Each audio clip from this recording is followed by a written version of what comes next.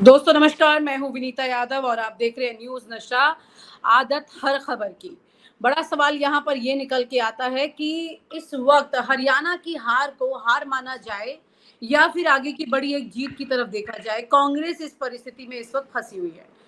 देखना ये होगा क्योंकि अगर आपको याद हो कि किस तरह से पिछली बार लोकसभा चुनाव से पहले बीजेपी ने अ, जिन राज्यों में हार जिन उनकी हुई थी, अगर आप देखें राजस्थान की बात करें, छत्तीसगढ़ की बात करें, तो जो परिस्थितियां उस वक्त देखी गई थी, जैसे उनकी हार हुई थी, उसके बाद लोकसभा में रिकवर कर लिया था।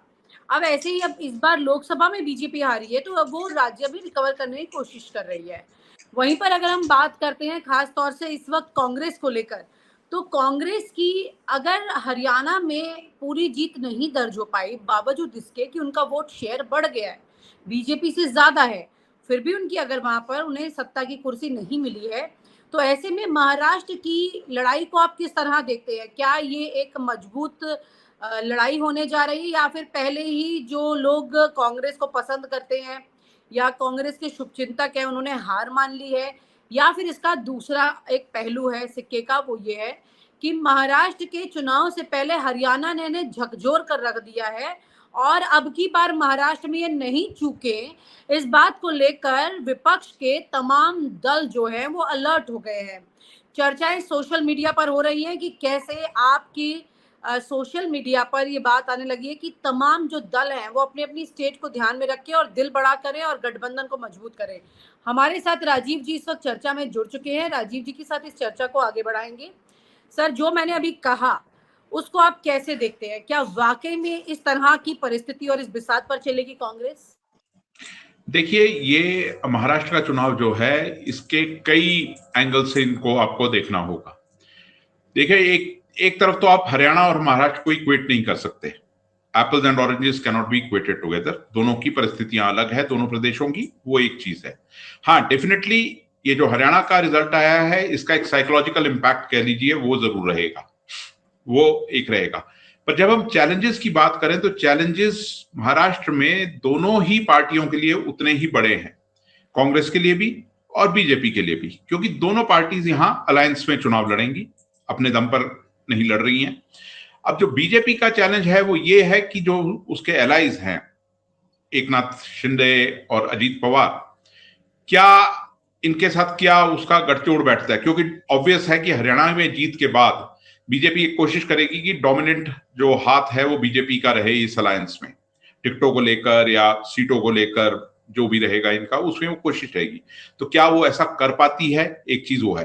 फिर दूसरी तरफ जो, चाहे वो शिंदे की बात करें चाहे वो पवार की बात करें, देखिए अगर ये बीजेपी ने सरकार वहां गिराने का खेल ना खेला होता तो शिंदे कभी कभी भी मुख्यमंत्री नहीं बन सकते थे और अजीत पवार भी कभी भी डिप्टी सीएम नहीं बन सकते थे। ये गेम खेला था बीजेपी ने, जो राजनीति में होता है, ये सबके अपने पैंतरे होते हैं, वो बीजेपी ने गेम खेला।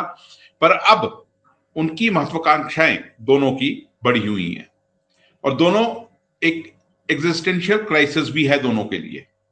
महाराष्ट्र चुनाव के बाद क्या होगा इनका, क्या बीजेपी इनको, जो एक बीजेपी की रेपुटेशन बन गई है कि एलाइज को खत्म कर देती है, और क्या बीजेपी इनको गॉबल अप कर जाएगी, क्या ये आगे की किस रूप में आगे चलेगी इनकी राजनीति, वो एक सवाल है।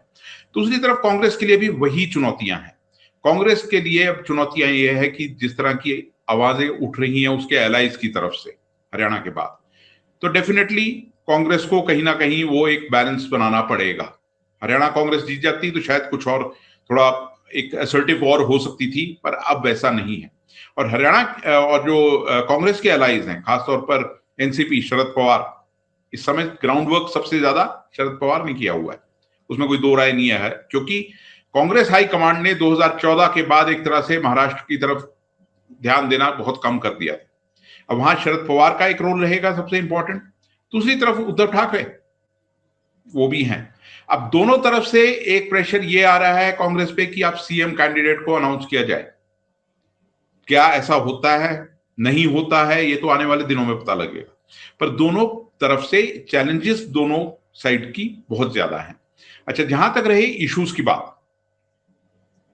कांग्रेस को एक एडवांटेज है, जो वहां पर एक डिसकंटेंट है लोगों में। एक तो पॉलिटिकल इंस्टेबिलिटी जो कि बीजेपी ने इंड्यूस की वहां पर, ये बीजेपी की एक खेल था जिसकी वजह से वहां पर सरकार को जिस तरीके से पूरा इंड्यूस किया और हिलाया गया वहां पर। दूसरी चीज, कुछ डेवलपमेंटल प्रोजेक्ट्स जो महाराष्ट्र से उठकर गुजरात ले जाए गए, उठाकर गुजरात ले जाए गए, उसको लेकर बहुत बड़ा रोष है। फिर उसके साथ जुड़ता है एक एग्रेरियन क्राइसिस जुड़ता है, जिसकी तरफ कोई ध्यान नहीं है। देखिए, महाराष्ट्र की जब हम बात करें तो हमारा मेन स्ट्रीम मीडिया जो है, या मीडिया, ज्यादातर मीडिया जो है वो बात करता है मुंबई की, पूना की, नागपुर की, एक दो और शहरों की, सोलापुर हो गया, कोल्हापुर हो गया या औरंगाबाद हो गया, उसके बाहर नहीं देखता। जबकि एग्रेरियन डिस्ट्रेस महाराष्ट्र में बहुत है। हम अक्सर देखते आते हैं कि चाहे वहां की कॉटन बेल्ट की बात हो, चाहे शुगर केन बेल्ट की बात हो, चाहे प्याज की बेल्ट की बात हो, किसान, वहां पर किसान की स्थिति जो है अच्छी नहीं है। एक वो बहुत बड़ा मुद्दा है।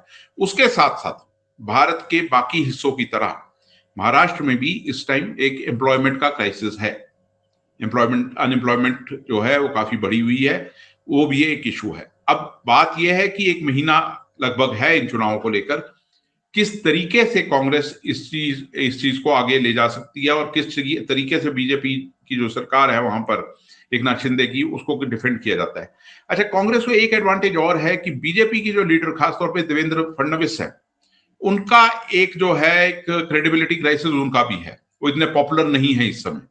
तो देखना है बीजेपी किस फेस को आगे उतारती है और कैसे इस चीज को आगे ले जाने की कोशिश करती है। जी, दोनों ही पार्टियों में जिस तरह से हरियाणा में एक द्वंद्व था पार्टी के अंदर, बीजेपी में भी और कांग्रेस में भी, सेम उसी द्वंद्व की बात इस वक्त आप महाराष्ट्र में कर रहे हैं। दोनों में ही ये परिस्थितियां एक बार फिर से हैं। अब कांग्रेस का वोट शेयर जो है वो हरियाणा में बढ़ गया, पता लगा महाराष्ट्र में भी बढ़ गया है, क्योंकि जैसी परिस्थितियां हरियाणा की भाप जारी थी चुनाव से पहले, ऐसी महाराष्ट्र की भी एक तस्वीर, इमेज आ रही है निकल के। बड़ा सवाल ये है कि इन सारी परिस्थितियों में कांग्रेस कैसे इसे रिकवर कर पाएगी, जो हरियाणा की हार है, क्योंकि दोनों की सीट में दिन रात का अंतर है। महाराष्ट्र और हरियाणा में जो महाराष्ट्र जीतेगा उसके आगे हरियाणा कहाँ छुपेगा पता ही नहीं चलेगा।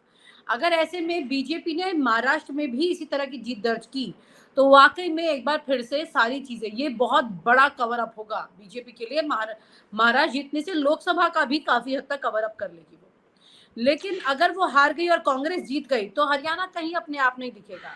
क्या आपको लग रहा है कि कांग्रेस उतनी अभी अलर्ट हो चुकी है? क्योंकि जिस तरह की भूल उन्होंने हरियाणा में करी, जिसे कहते हैं कि हाथी निकल गया पूंछ रह गई, और उसमें में वो निपट गए, और ऐसी गलती दोबारा ना हो।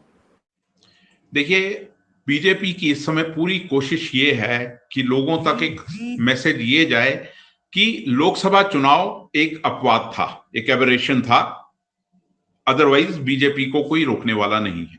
ये बीजेपी की कोशिश रहेगी और इसलिए बीजेपी के लिए महाराष्ट्र जीतना बहुत जरूरी है।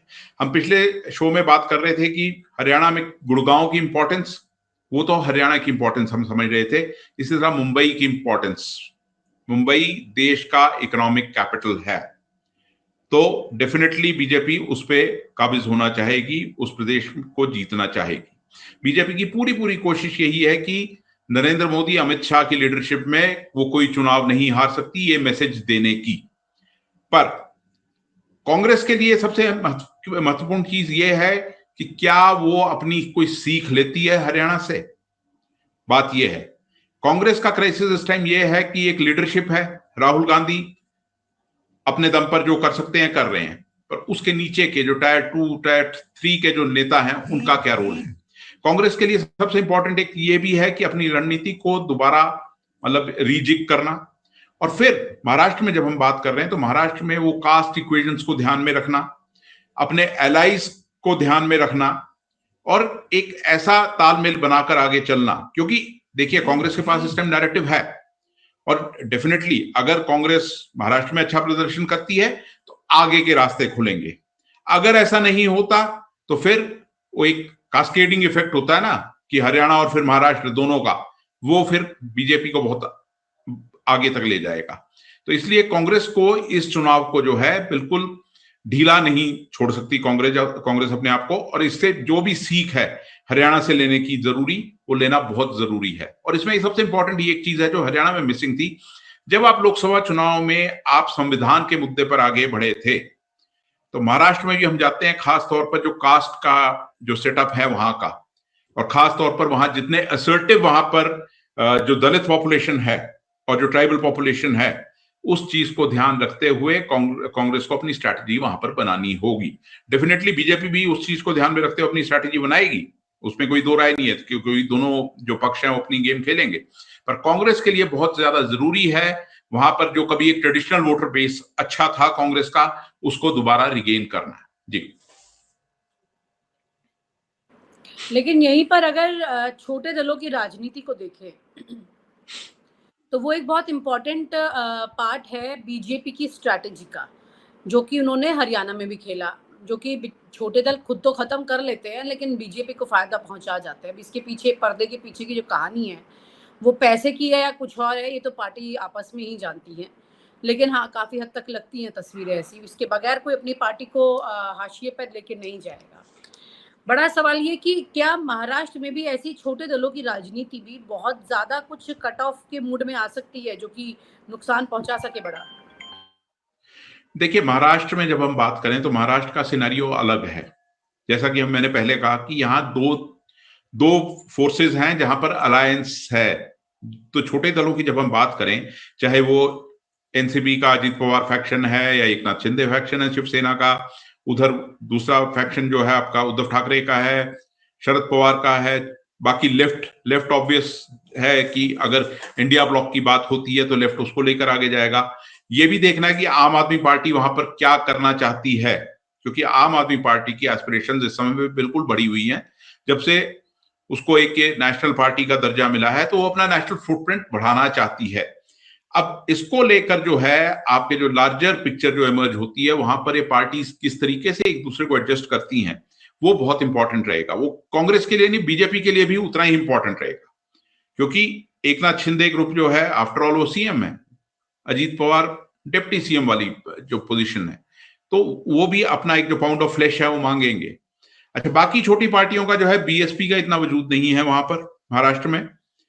बाकी जो पार्टियां हैं वो अब कैसे अकोमोडेट होती हैं, क्या चीज होती है। जहां तक आपने बात की पैसे की, वो चलेगा।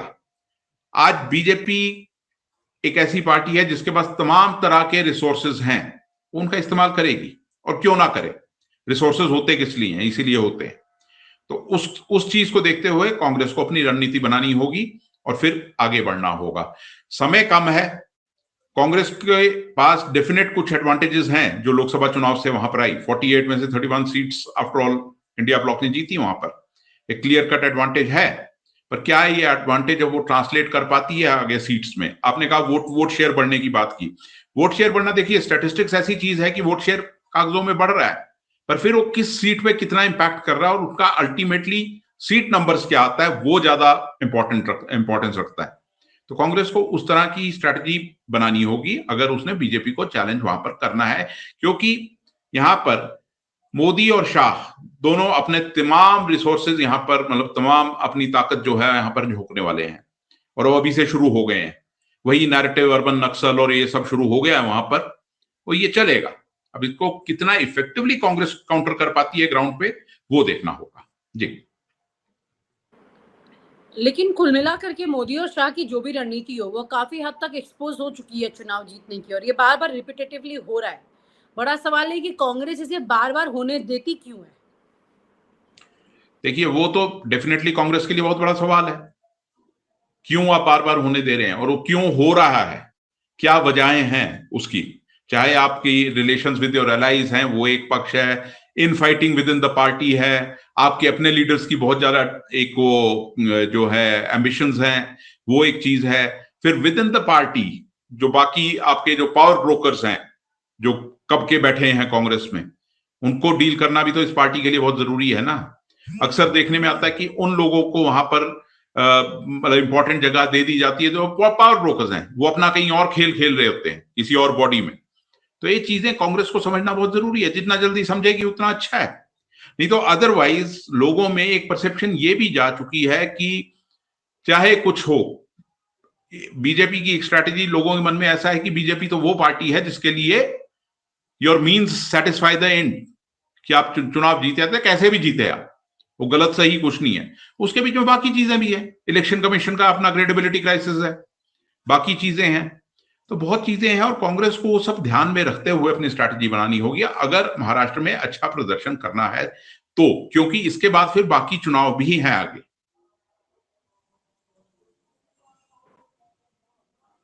इसके बाद बाकी चुनाव भी हैं और ये अगर अभी भी कांग्रेस ये सारी रणनीति समझने के बाद भी अपना प्रदर्शन में फर्क नहीं लाती है तो ये मुझे लगता है कि फिर शायद वाकई में लोग भी उनके साथ में किसी एक फाइट में शामिल होना छोड़ देंगे अगर वो वक्त से नहीं करते हैं। हालांकि लोकसभा में एक अच्छी स्ट्रैटेजी गठबंधन ने बनाई थी, उसी तरह की स्ट्रैटेजी अगर महाराष्ट्र में देखने को मिलती है और उसके असर दिखाई देते हैं तो राजनीति में एक बार फिर से लोगों का इंटरेस्ट भी आएगा, लोकतंत्र में भी दिलचस्पी बढ़ेगी। बहुत बहुत शुक्रिया, thank you so much sir. और आप हमसे जुड़े रहने के लिए सब्सक्राइब करें YouTube पर, फॉलो करें Twitter पर और लाइक करें Facebook पर। और ज्यादा जानकारी के लिए आपको टाइप करना होगा सिर्फ न्यूज़ नशा।